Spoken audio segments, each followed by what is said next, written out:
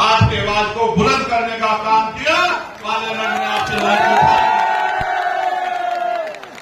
जब माननीय काशीराम साहब ने बाबा साहब की बात को आगे बढ़ाने के लिए आरपीआई में मौका न मिलने के बाद बाबा साहब के रास्ते को, बाबा साहब के सपने को, बाबा साहब के संघर्ष को आगे बढ़ाने के लिए जब उन्होंने पार्टी बनाई तो मैंने भी जब पिछले आंदोलन में मौका नहीं दिया, तमाम तरह के आरोप लगाए, आपकी रक्षा सुरक्षा के लिए, आपके हक अधिकारों के लिए आजाद समाज पार्टी के रूप के नाम पर दल बना के आपकी शक्ति बनाने का काम किया। और आप ये बताओ, जब व्यापारी भाइयों ने मुझे एक डिमांड दे दी कि भैया टैक्स में छूट होनी चाहिए, तो बताओ आगरा के साथियों, मैंने उस आवाज को उठाने का काम किया नहीं किया और आपकी मदद कराने का काम किया नहीं किया। सवाल मेरे भाइयों कह रहा हूं, अभी तो एक आदमी आपका पार्लियामेंट में गया है। अगर आप ताकत बनाने आने वाले समय में तो आगरा के जो जूता व्यापारी हमारे भाई है, इनकी एक एक डिमांड को एक ही दिन के अंदर पूरा कराने का काम करने वाले भाइयों। जब यहाँ पर बुद्ध विहार को तोड़ने के लिए रेलवे ने नोटिस दे दिया, आप ये बताओ पार्लियामेंट में उसके बाद उठा के वो बुद्ध विहार रुकवाने का काम किया नहीं किया? मुझे बताओ। और मैंने मंत्री जी से मिलकर कहा कि आप अभी आगरा को जानते नहीं हो, मैं आगरा को जानता हूं। आगरा के लोगों का जब दिमाग खराब होता है तो आगरा से दिल्ली दूर नहीं है। प्यारे साथियों, याद है ना बाबा साहब ने क्या कहा था? 18 मार्च 1956 को इस आगरा की धरती पर उन्होंने कहा था कि मुझे मेरे पढ़े लिखे लोगों ने धोखा दिया। मैं इस समाज को, इस कारवा को जहां तक पहुंचाना चाहता था वहां तक नहीं पहुंचा पाया हूं। और अपने बच्चों से अनुरोध करके कहा कि अगर आप इसको आगे नहीं बढ़ा सकते तो इसको पीछे मत जाने देना मेरे बच्चों। आज आप बताओ, कारवा आगे गया है या पीछे हटा? ईमानदार से बताओ। नहीं, मैं समझता हूं कि आपको गंभीरता सोचना चाहिए कि कारवा आगे इसलिए नहीं गया कि आज भी जाति धर्म के आधार पर जुर्म जाति अत्याचार जारी है और आज भी हम लोग रोटी रोटी के लिए मुहताज हैं। आज भी हमारी बहनों का अपमान होता है।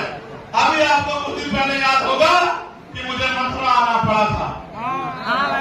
क्यों आना पड़ा था मथुरा पता ही नहीं पता है, लेकिन मैं उस परिवार का भी धन्यवाद दूंगा जिसने मेरी बात को मानकर उन दोनों बच्चियों को जो है सम्मान का जीवन दिलाने का काम किया।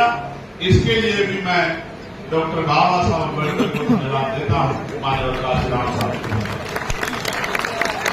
कि उन्होंने उनके संघर्ष से, उनके रास्ते पर चल के आज समाज में प्यार विश्वास को पैदा हो गया है कि जो बात हमारा भाई कह रहा है हमें उसको मानना चाहिए।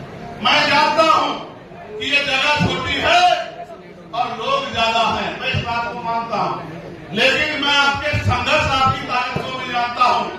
अगले 30-40 मिनट इसी तरह से डटे रहिए कि लोगों को ये पता लग जाए कि अब समय बदलने वाला है, अब गरीबों के घरों में भी रोशनी पहुंचेगी और समय बदलने वाला है।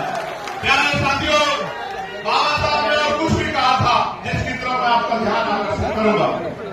18 मार्च 1956 को उन्होंने कहा, अब मैं बूढ़ा हो चला हूं, बीमार रहता हूं, जहां तक लोगों को जगाना चाहता था ग्रामीण क्षेत्रों तक जगा नहीं पाया हूं।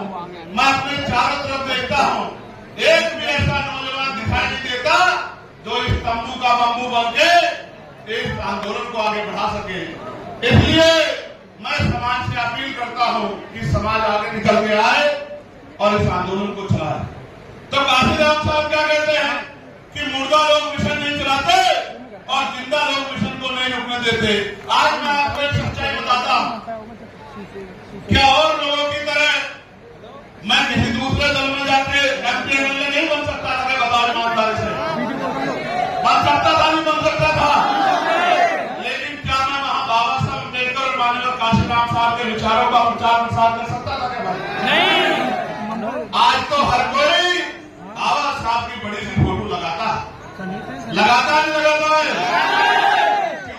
पता आपको? इसलिए लगाता है कि बाबा साहब के चाहने वाले ज्यादा हैं और आज ये बात घर घर तक पहुंच रही है, इसलिए बड़े बड़े फोटो लगाते हैं। लेकिन क्या बाबा साहब के विचारों पे भी चलते हैं क्या? नहीं। अगर बाबा साहब के विचारों पे चलते तो महापुरुषों के नाम पे बने जिलों का नाम क्यों बदलते? आप अपने मन से सोच के देखो। आगरा के मेरे साथियों जो आपके समाज की लड़ाई करने की बात करते हैं, उन्होंने प्रमोशन में रिजर्वेशन पे किस तरह शेड्यूल कास्ट के लोगों का गला काटने का काम किया, ये भी किससे छिपा हुआ नहीं है। ये भी बात आपको याद रखनी चाहिए। सम्मानित साथियों, हम तो भाईचारा बनाने निकले और आप इस बात पे गौर करना, इस बार जब बाबा साहब अम्बेडकर की जयंती आई थी और जयंती पे छुट्टी कराने के लिए पार्लियामेंट में संघर्ष करने का काम किसने किया बताओ? किसी और ने किया? अगर अकेला चंद्रशेखर इतनी लड़ाई कर सकता है तो अगर 10-20 चंद्रशेखर पार्लियामेंट में चले गए तो फिर सोचना क्या होगा। मेरी बात मुस्लिम समाज के बड़े जिम्मेदार लोग बैठे हैं। अभी मेरठ में एक दरोगा जी ने एक गरीब की ठेली वाले को किस तरह पीटने का काम किया, वो किसी छिपा माने। और कल अलीगढ़ में क्या हुआ आपने नहीं देखा क्या? ये किसी के अंदर हिम्मत नहीं है बोलने की, बताओ मैं भी अन्याय पर चुप हो जाऊं क्या? बताओ तो आप बताओ, अगर किसी ने अपराध किया है तो उसको कौन सजा देगा? उसको पुलिस सजा दे, उसको पुलिस गिरफ्तार करके ले जाएगी। क्या भीड़ के हाथ में उसको मारने के लिए छोड़ देना चाहिए? अभी तो आरोपित तय नहीं हुए, पिछले कितने ऐसे आरोप लगे हैं और बाद में कोर्ट ने उस पूरे आरोप को गलत साबित करके उनको बाइज्जत बरी करने का काम किया है। वो बच्चे अपनी पर्ची दिखा रहे थे। ये जो बड़े बड़े मीट के कारोबारी हैं, आप ये फैक्ट्रियां पता करो, ये मुसलमानों की है, दलितों की है, पिछड़ों की, आदिवासियों की है, या 100 कोट अपर कास्ट के लोगों की, ये सारी मीट की फैक्ट्रियां है जहां धड़ाधड़ जो है मीट का काम आगे बढ़ रहा है। उन बच्चों को किस तरह मारने का काम किया और ये मारपीट पुलिस की जानकारी में, पुलिस की सुरक्षा में हुई।